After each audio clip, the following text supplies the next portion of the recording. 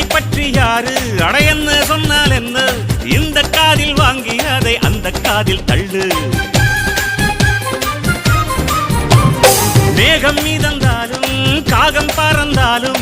ஆகாயம்தான் அழுக்காக ஆகாதுன்னு சொல்லு பூ பந்தை யாரும் நீரில் பொத்தித்தான் வச்சாலும் வந்து வரும் தண்ணி மேலதான் ஆட உன்னை யாரும் ஓரம் கட்டித்தான் வச்சாலும் தம்பி வாடா வந்து போடத்தான் மூணாம் பீரை மெல்ல மெல்ல வெண்ணிலவாய் மின்னுவதை மின்மினிகள் தடுத்திடுமா